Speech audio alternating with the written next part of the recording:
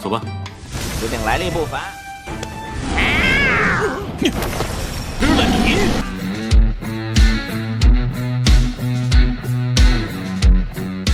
Halo guys, jumpa lagi bersama Mimin di channel Alu Cerita Film. Dan bagaimana kabar kalian? Tentunya Mimin selalu doakan agar kalian semua dalam keadaan baik, sehat, dan bahagia selalu. Untuk episode kali ini, Mimin akan merangkum sebuah film dongeng series dari film Martial Master untuk part terbarunya.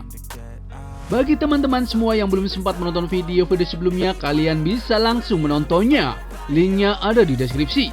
Dan jangan lupa bagi kalian yang baru mampir untuk mensupport channel ini terus agar Mimin selalu semangat dalam menghibur kalian semua. Oke, tanpa berlama-lama lagi, Mimin akan masuk ke dalam alur cerita Martial Master. Di episode terakhir kemarin, Qin Chen dan Tuan Showang ingin tahu tentang formasi besar yang ada di dalam istana reruntuhan kuno. Di saat Qin Chen lengah, Tuan Showang berulah kembali dan ingin melarikan diri dari Qin Chen. Namun di saat ia akan melarikan diri, ia melihat makhluk yang sangat besar. Ia pun sangat ketakutan dan tidak jadi melarikan diri. Makhluk misterius itu juga langsung menyerang ke arah Qin Chen. Qin Chen masih bisa menangkis serangannya dengan mudah. Lalu Qin Chen mencoba menyerang dengan niat pedangnya ke arah monster tersebut. Qin Chen juga menyerangnya kembali dan berkata kepada monster itu kalau monster besar itu hanyalah kucing gemuk. Seketika kucing besar itu pun berkata kalau ia adalah kaisar tertinggi. Ia juga mengatakan kalau Qin Chen dan Tuan Showang hanyalah semut rendahan. Ia meminta Qin Chen untuk berlutut di hadapannya. Namun Tuan Showang berkata kalau makhluk besar itu hanyalah seekor kucing botak. Ia juga berkata kepada Qin Chen kalau ia akan mencari panci dan merebus kucing besar tersebut. Seketika kucing besar itu pun sangat marah dan akan memakan Tuan Showang dan Qin Chen.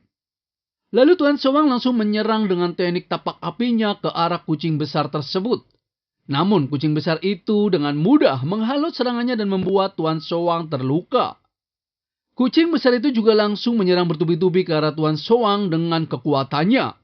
Ia juga menginjak-injak Tuan Showang sampai tak berdaya. Tuan Showang pun kesakitan dan meminta tolong kepada Qin Chen.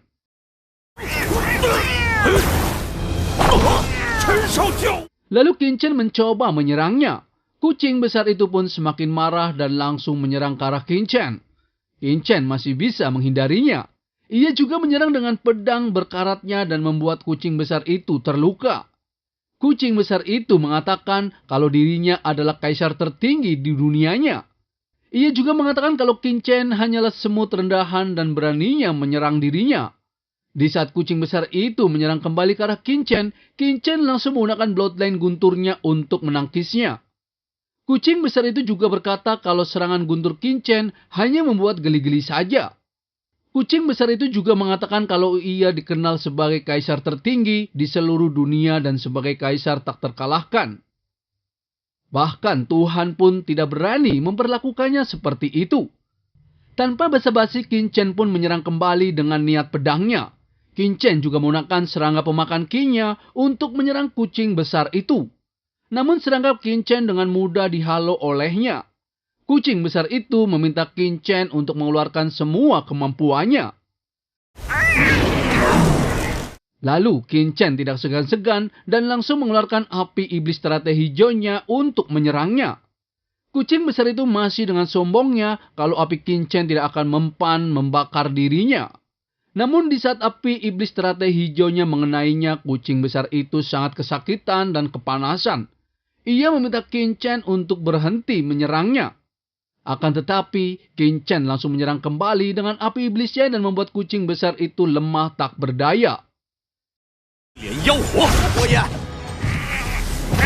Qin Chen tahu ternyata ada sebuah segel di dalam tubuh kucing besar itu. Kucing besar itu pun ketakutan dengan api iblis teratai hijau Qin Chen. Ia meminta Qin Chen untuk berhenti menyerangnya dan akan memberitahu rahasia yang mengejutkan untuk Qin Chen. Qin Chen pun berhenti menyerang dan berkata rahasia apa yang bisa mengejutkan dirinya. Lalu kucing hitam itu mengecil dan bertanya kepada Qin Chen, apakah Qin Chen memiliki tanda benih emas di kepalanya. Meskipun benda yang ada di kepala Qingchen bisa meningkatkan kekuatan dan kultivasinya, tetapi begitu tumbuh dewasa ia akan merebut jiwa Qingchen. Dan itu adalah benih parasit suku iblis. Qingchen pun seketika terkejut dan ia meminta kucing hitam itu untuk menjelaskan apa yang sebenarnya terjadi. Lalu kucing hitam itu meminta Qingchen untuk menjauhkan api teratai hijaunya kepadanya dan meminta Qingchen untuk bersujud 9 kali kepadanya dan ia akan menjelaskannya. Namun Qingchen mengancamnya kembali dengan api teratai hijaunya. Kucing hitam itu pun menjelaskan kalau benda yang ada di kepala Qingchen adalah cara suku iblis untuk mengendalikan suku lain. Pada saat bersamaan akan membantu parasit untuk meningkatkan kultivasinya dan menjadi dewasa. Pada akhirnya, parasit akan menerobos dan merebutnya berdasarkan kekuatannya.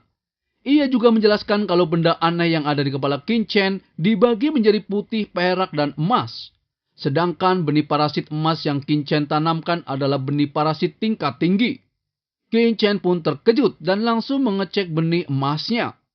Kucing hitam itu juga menjelaskan kalau benda tersebut adalah bibit inti dari sarang iblis Sautik dari suku iblis yang memiliki kekuatan ilahi tak terduga. Benih emas itu membutuhkan 10.000 tahun untuk dilahirkan. Jangankan Qingchen, bahkan 9 martel emperor langit tertinggi dari suku manusianya juga tidak akan bisa memaksanya keluar. Tapi semua itu juga ada manfaatnya. Ia mengatakan orang yang ditanam oleh benih parasit tidak ada lagi yang bisa merebutnya di seluruh benua Tianwu. Lalu Qingchen bertanya kepadanya bagaimana cara memaksakan dan mengeluarkan benih suku iblis tersebut. Kucing besar itu pun meminta Qingchen untuk menyembah dirinya terlebih dahulu dan ia akan memberitahu kepada Qingchen cara mengeluarkan benih iblis tersebut. Qingchen pun semakin marah dan meminta kucing hitam itu untuk memberitahu cara mengeluarkannya.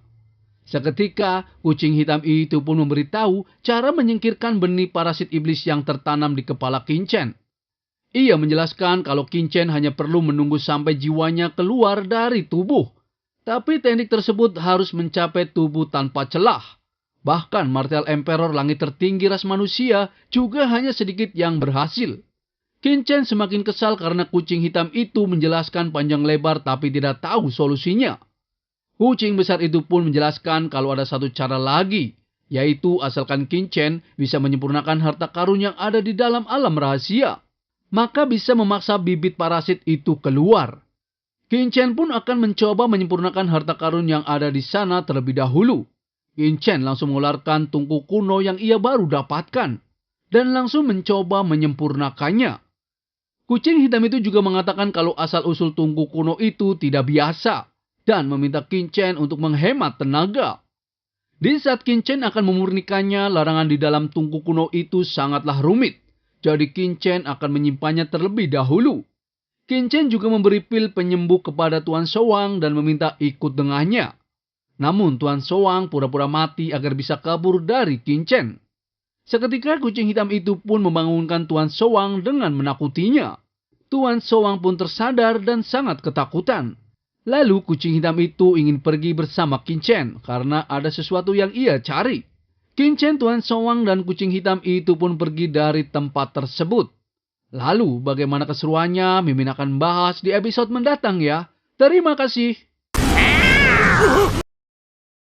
I don't ever slow up, no I don't take shit. I got no love for the fakeness. If you wanna play tough and wanna hate this, I'll always show up. I don't ever slow up, no I don't take shit. I got no love for the fakeness. If you wanna play tough and wanna hate this, I'll always show up and make a statement. I don't ever slow up, no I don't take shit. I got no love for the fakeness. If you wanna play tough and wanna hate this, I'll always show up and make a statement. Everything I do so instinctive and so passionate. Every word I move so descriptive like an adjective. I got a vendetta against people who patented being negative when you should be getting after it. I got facts over tracks, this and that. Spitting slow, spitting fast, I could roast